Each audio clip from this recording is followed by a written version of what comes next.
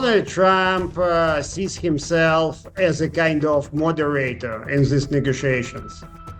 It's his point that it's not his war, it's coming from the previous reality, and he's been trying to sort it out. Secondly, he clearly understands, and he made this point a number of times, it's only about him who could bring Vladimir Putin to the table and start a real conversation.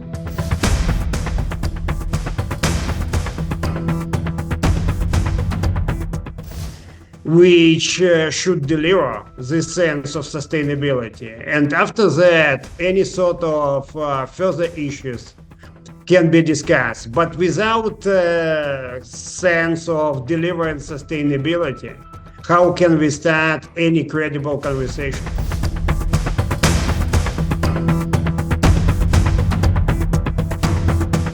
I mean, in the time of war, you need partners. Some partners are probably not ideal.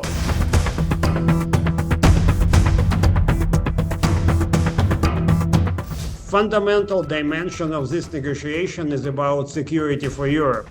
It's how European security should be ensured and delivered.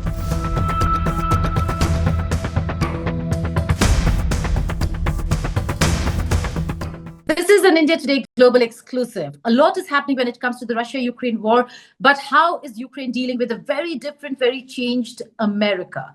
Is the United States of America going to help Ukraine win the war, or is there much when it comes to ceding of land by Ukraine for peace, for lasting peace between Russia and Ukraine? To discuss this and more, I'm being joined by Pavlo Klimkin. He is the former Foreign Minister of Ukraine, as also was one of the top diplomats of the country. Thank you so much, Mr. Klimkin, for joining us here on the network.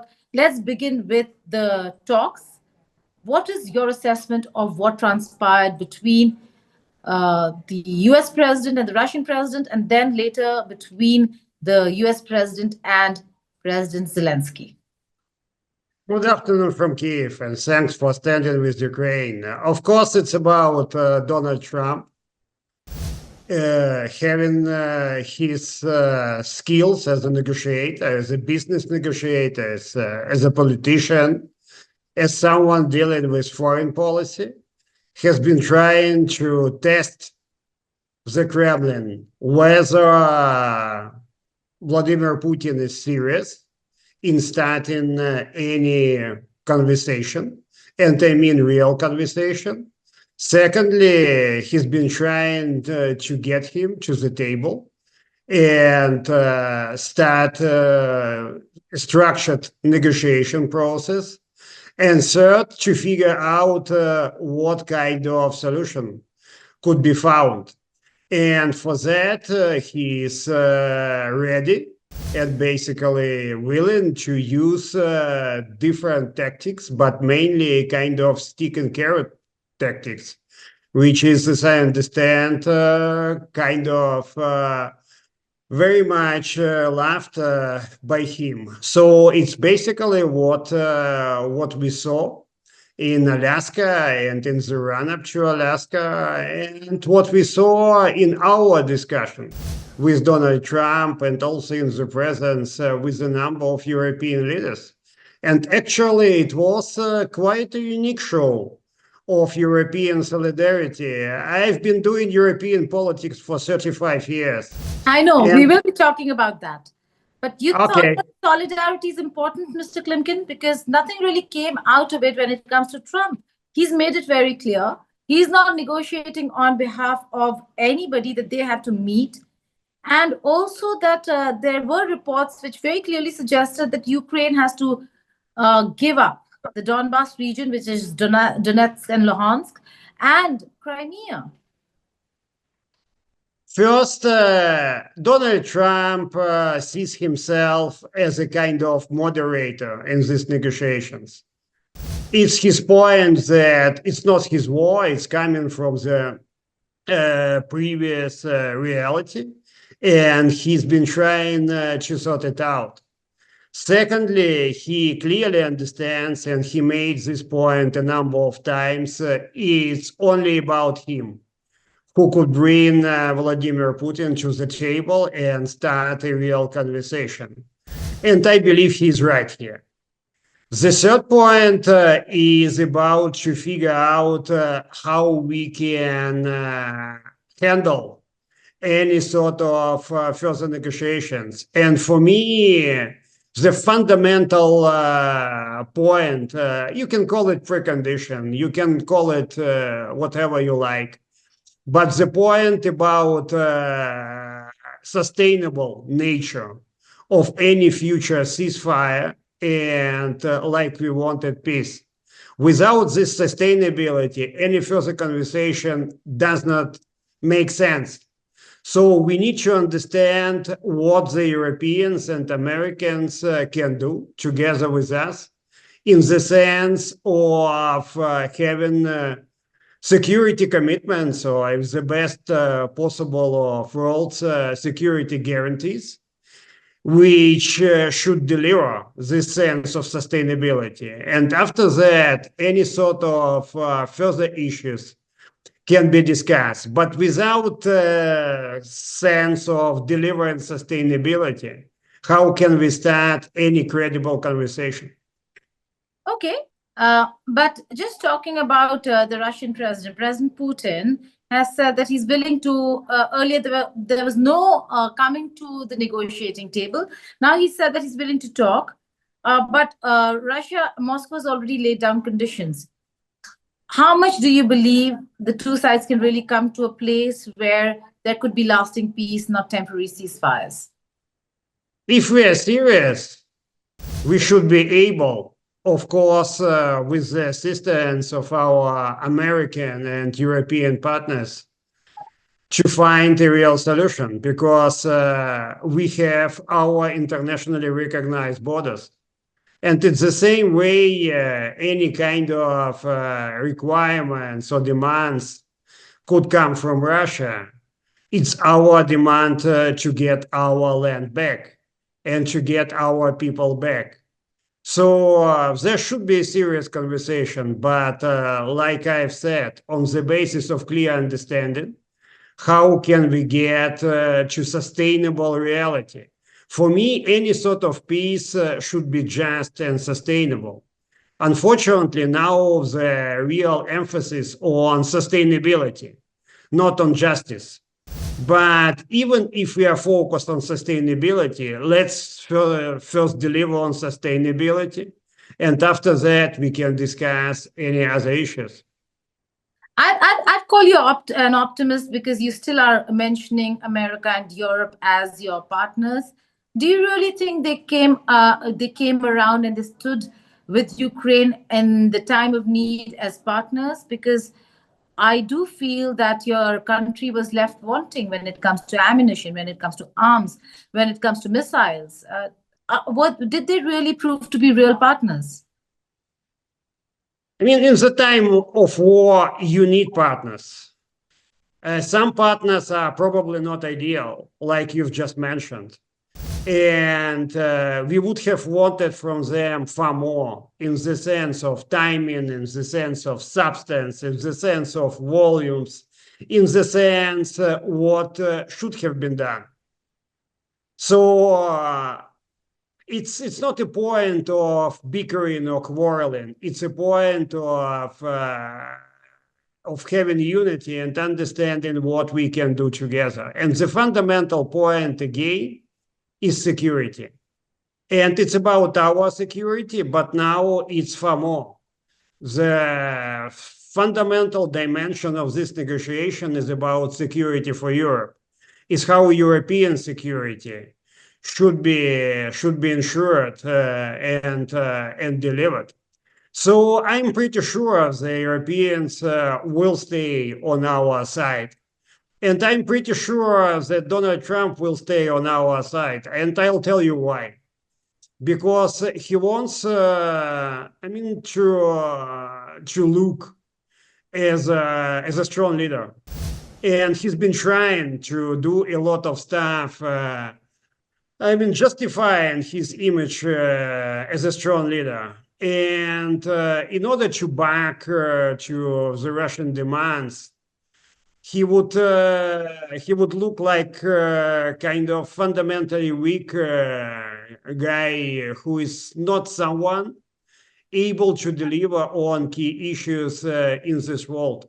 And if you ask me, Donald Trump can try to seek different sense of compromises, but not to give up on Ukraine because it's personal for him. Like the whole aggression is personal for Vladimir Putin. Do you think there is intent when it comes to President Putin wanting to end the war? Vladimir Putin does not want to recognize the simple fact that Ukraine exists. He does not recognize our statehood, our history, our language. He basically believes we are kind of wrong, ill-fated Russians, kind of manipulated by the West, fundamentally misunderstanding all the historical facts and the current reality. And people who are manipulated by someone are not able to have such emotion and combat spirit. I've been following for all these years. People are not given their lives for a sort of manipulation. And the sooner people in Moscow understand that Ukraine is Ukraine and Russia is Russia, and there is no way how they're going to limit our sovereignty, whether territorial sovereignty, defense sovereignty, domestic sovereignty, or foreign policy sovereignty. And the Russian leadership do want to limit our sovereignty in these four fundamental areas. But it's not going to happen because my fellow Ukrainians simply don't like it. And the mood for all these difficult years of the war, has not changed. It's what I really feel talking to many, many different people. You don't think Putin will ever give up? Putin will not give up. Putin will probably try to reach a sort of break. Putin will try to save his economy, and his economy is in trouble, not in collapse, but in trouble. The state of the Russian society is not a very good one, but Putin will not give up the idea of destroying Ukraine. And it's why any credible security guarantees is a fundamental part of any solutions. It's why security is something you need to understand before starting any negotiations on any other issues. Okay, but you served in government yourself. You are a part of the Poroshenko government. Many say that you've been very, very the appointment was very important because you were part of the integration with Europe, as also bettering ties with Russia. I mean, you held a very important position there. Do you think you would have acted differently before even the war began? You are right in saying that I was for many, many years in charge of our relations with European Union. I negotiated pretty much everything, including our association agreement, visa-free. And I'm a Ukrainian, as you understand, but I'm in the same sense a European, and I believe Ukraine and Ukrainians actually belong to Europe. But in any kind of situation, you need to fight for your nation, and you need to fight for your sovereignty. Whether tactically it could have been a different approach is difficult for me to say now. It's for historians to judge, and they will write a lot of PhDs probably on that later on. But my fundamental point, if you are attacked, you have to find a way to fight. And what Ukrainians show to the world, we were and we are able to fight because we care about Ukraine, we care about ourselves. So one could have tried to find tactically different solutions, but in the sense of fighting, it's basically where Ukraine and Ukrainians are totally united. Right. But then again, maybe not for you in hindsight, as somebody who's been part of the political system and continues to be. What do you make of then President Zelensky's decisions?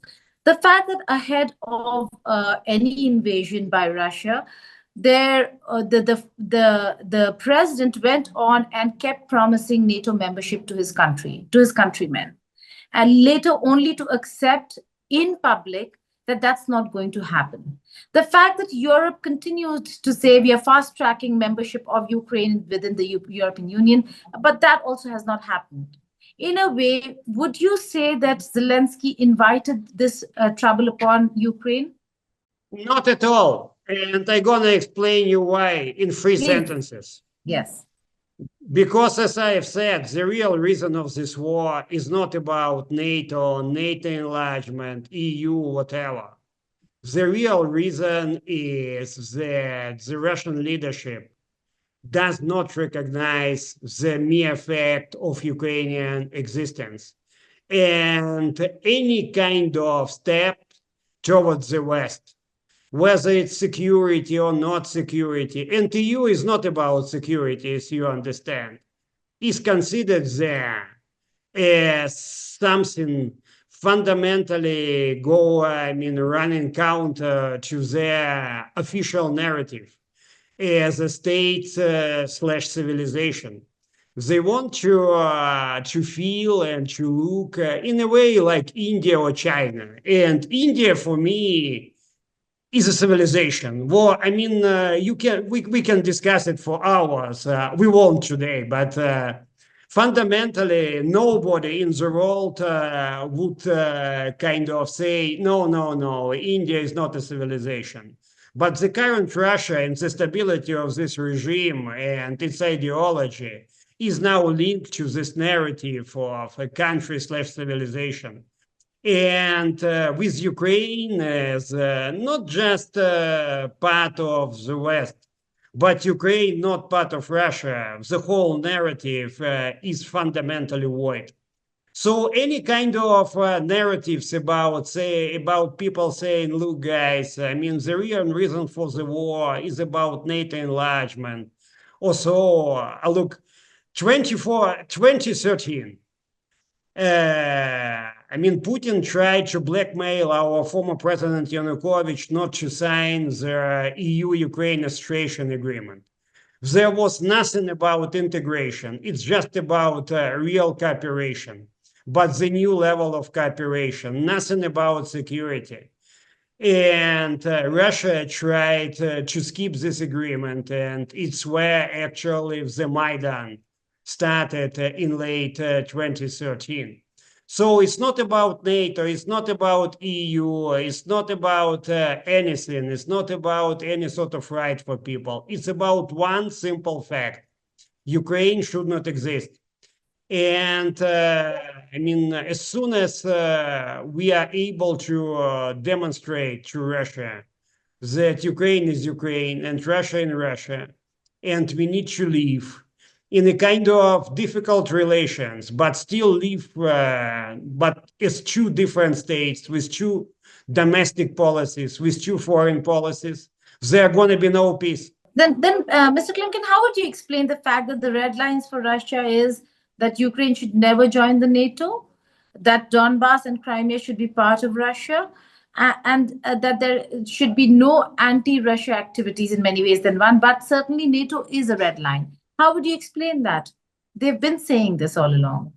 It's for sure. They believe that any sort of way of Ukraine getting even closer to NATO would profoundly separate Ukraine from Russia. As I have said, take 2013, when Russia invaded the Crimea. Even according to our constitution, we were neutral at this time. Mm. There was no chat about NATO, and it was officially part of our constitution. So Russia invaded the Crimea, and after that invaded Donbass, trying to get these regions from Ukraine. So it's a simple fact which demonstrates that all kind of narratives about NATO. The Maidan protests, the Euromaidan protests. Yes, and this protest was not against something. It was for, and it was for Europe. It was for independent Ukraine, and this protest was not anti-Russian. If you follow these videos, and you can still download this from internet, I mean, just watch the first days of this protest. They were not anti-Russian, but they were pro-European. And it's exactly the reason why Russia attacked Ukraine, attacked the Crimea, attacked Donbass. And the Russian idea is very simple: to get as much territory as possible and to include it into Russia, and to create a sort of protectorate out of the rest of Ukraine.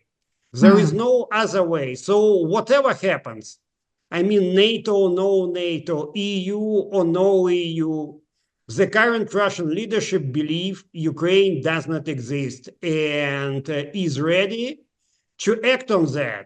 And they made a number of fundamental mistakes. They committed this mistake. They fundamentally overestimated themselves, and they underestimated us and our partners. And again, these partners could be not the best and the ideal ones, but they are our partners, and we value them because but you don't feel cheated, you don't feel deceived, you don't feel deceived by America and Europe? Because if Ukraine would have got weapons in time, I don't think Russia would have made headway the way it did. So do you not feel cheated and deceived? No, I would have wanted more, as I have said. But I feel attacked by Russia basically every day, because this story now is very personal.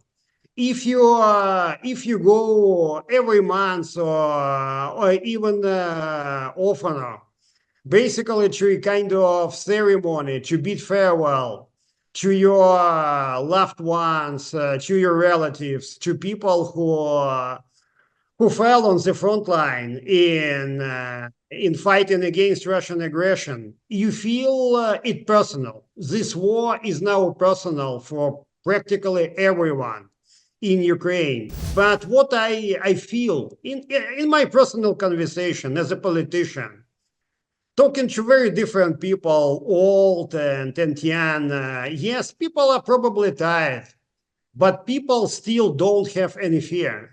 But are they not disappointed, Mr. Klimkin? And I ask you this is because I was covering the war. And I do remember President Zelenskyy talking about NATO membership. And he did that before the war as well. He kept promising NATO. And when I was covering the war and we were in the outskirts and very close to Bucha and Irpin, and people who were leaving after the bridges were bombed, they were leaving through the rivers and coming to this side or the water bodies. They kept saying, where is NATO? And then there was this entire hoardings that were put up across the city where they kept saying, when is NATO going to come? Do you not think for a moment President Zelenskyy emotionally, President Zelenskyy bit more than he could chew?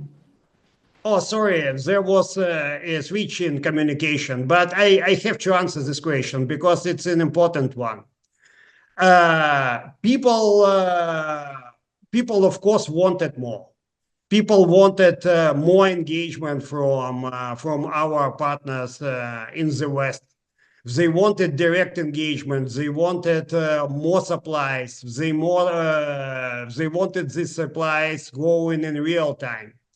And in many cases, we were here, based in Kiev, in Kharkiv, in Odessa, in Dnipro, wherever, really disappointed. But we also learned to understand who is our enemy and who is our partner. And as I've told you, partners can be difficult, but they're still partners.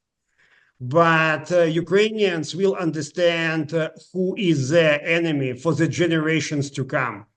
And it won't fade away.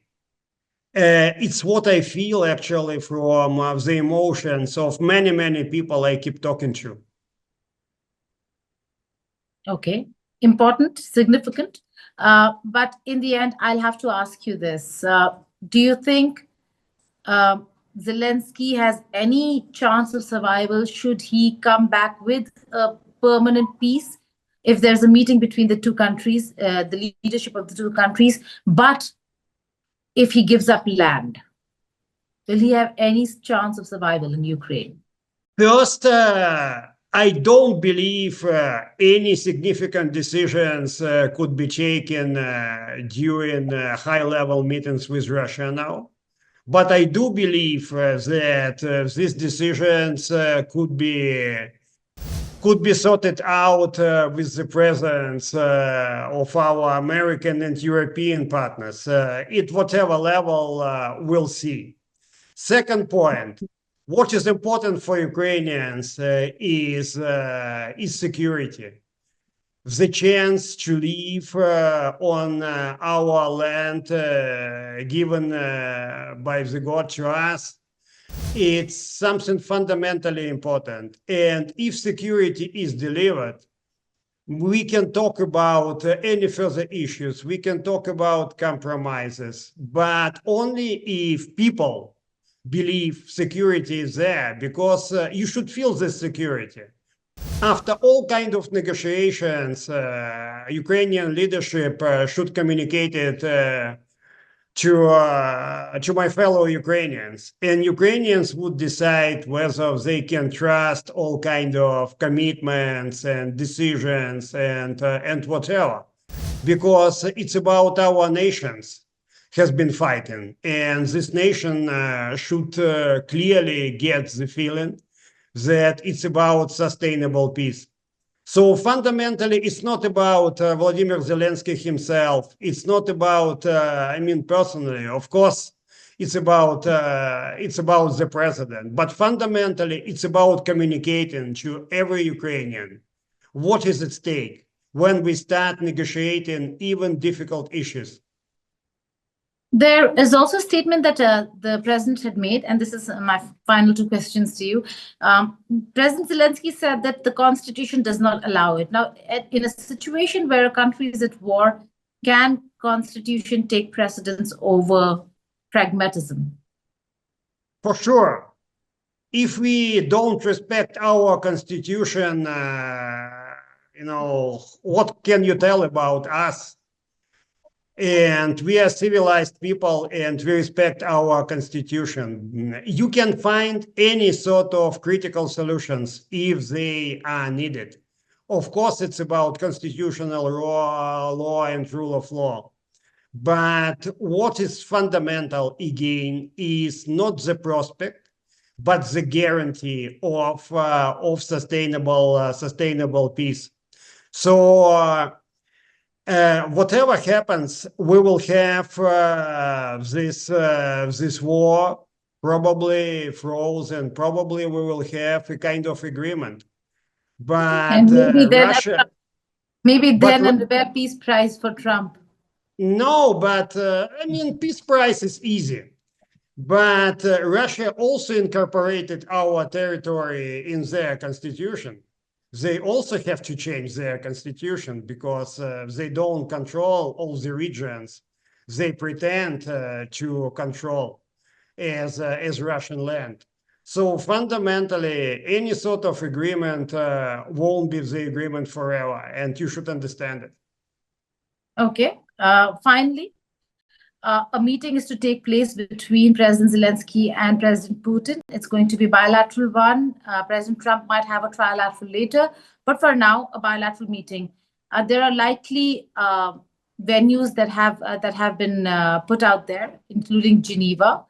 But I suppose top on the list is Budapest. Is that more likely that that President Putin would travel to Budapest rather than Geneva, where he would face a threat of being arrested? I believe he will. Firstly, because he can't show any fear of being arrested. And it's important for him personally and for his position. Secondly, he is really pushed by the President Trump in having this meeting. Third, there is a sort of tradition of having meetings in Geneva, very different meetings, and I don't see how the legal playing field would impinge this meeting happened. So wouldn't Budapest be a better option, or for that matter, Moscow? Will Zelenskyy travel to Moscow if he's invited? Because that's what President Putin has put as a request. To travel to Moscow is a joke, and it's a bad joke. And it's a kind of provocation coming from Moscow, so don't take it seriously. Any kind of other location could be discussed. I mean, for me, it's not about location, it's about substance and whether Vladimir Putin is serious in discussing the very simple issue I've given you, that Ukraine is Ukraine and Russia is Russia. Right. Mr. Klimkin, thank you so much for that deep understanding and perspective on what's happening on the ground. How is Ukraine looking at the situation? There is immense fatigue that has set in when it comes to the war, and we see it every day, only hoping that peace returns and prevails. Thank you so much for joining us. Thanks, and my best wishes to India.